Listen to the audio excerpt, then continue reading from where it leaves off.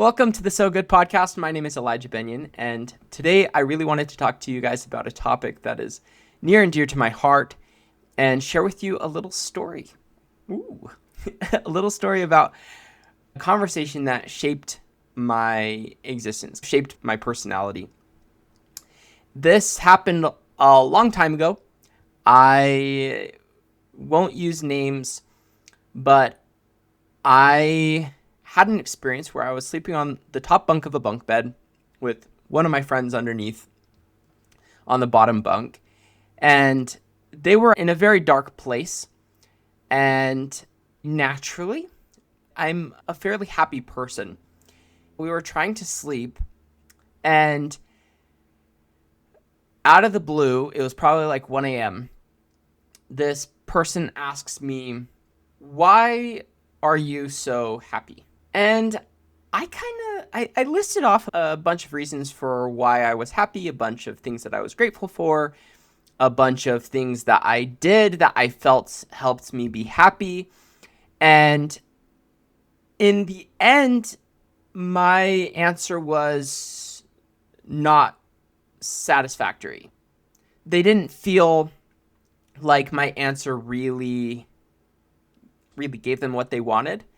And in the end of the conversation, they told me that I did not deserve to be happy. And in fact, that they did not like me because I was happy.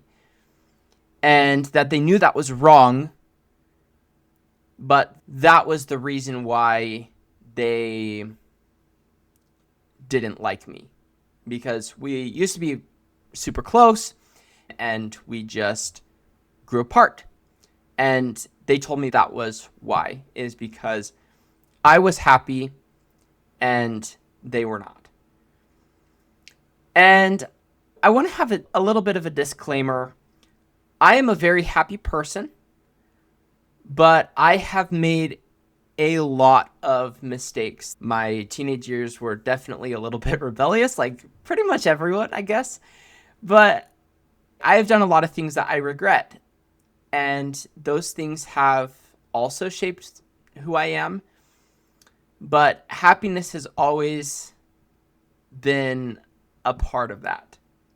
And so after that conversation, I have thought so much about happiness and why I am happy and whether I deserve to be happy, whether other people can be happy just like I am, whether it's genetics, whether it is things that I do, or whether it's just I have really good luck. I mean, I have been on a journey for a very long time looking for why.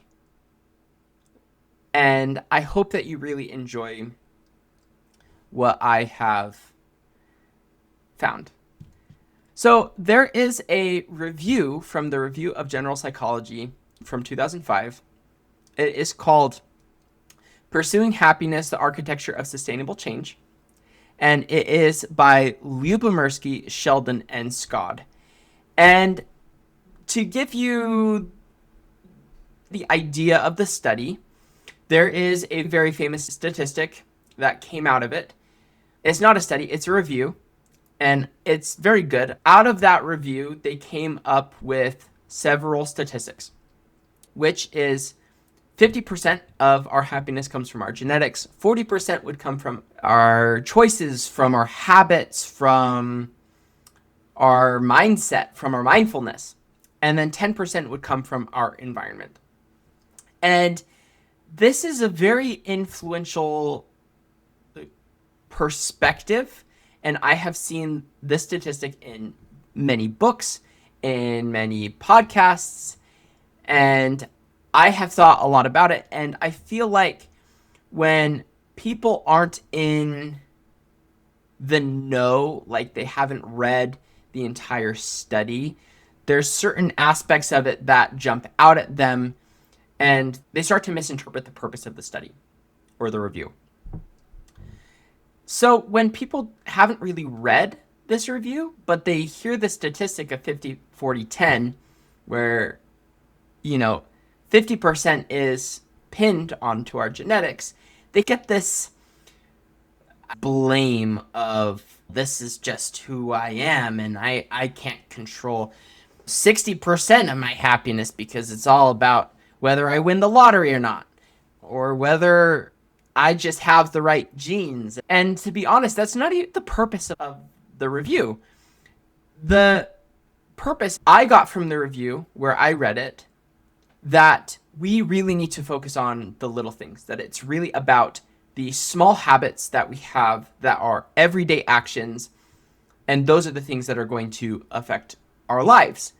And the reason is because if our actions are the 40% can change our environment, which would partially be a part of the 10%, the 40% would be the most important part.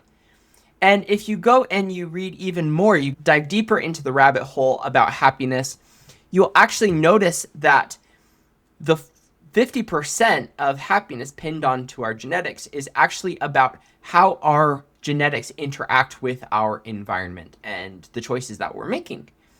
And so the genetic factor would depend on what foods we eat, how much we sleep, how often we're working, what we are dedicated to, and how our body and our genetics are interacting with that environment and how positive that interaction is. And so it's not this set, this is how it is, but it's this self-discovery of what is the best environment for me and how can I utilize my genetics in the best way. And I'm sure some people are more adaptive. Some people's genetics are they're able to find happiness in many different circumstances and even situations that are very difficult. But in the end, our mindfulness and our perspective of our environment is going to greatly affect the hormones that our body is releasing and the interactions between our genetics and our environment. So that 40% is the most important part, which is the purpose and the point of the review. Like, they're not trying to give us an out and say, oh, you can just blame it all on your genetics or on your environment. And that's actually the opposite. It's what we do all the time. We didn't get the job we wanted, or our car crashed, or we don't have a computer that we want, or we're not eating enough. There's a lot of different things that we like to blame our happiness on, but it's not this, we don't find happiness from one source, but our environment and our genes interact through our mindfulness and through that 40%. We can't blame it all on the system. Like I said, it comes down to taking responsibility for our happiness, actually taking the time to make choices that are going to lead us into being happy people. And there's a great educational lecture by Dennis Prager called Happiness is a Moral Obligation, and he's written books about happiness. But it's about how morally we are obligated to act happy.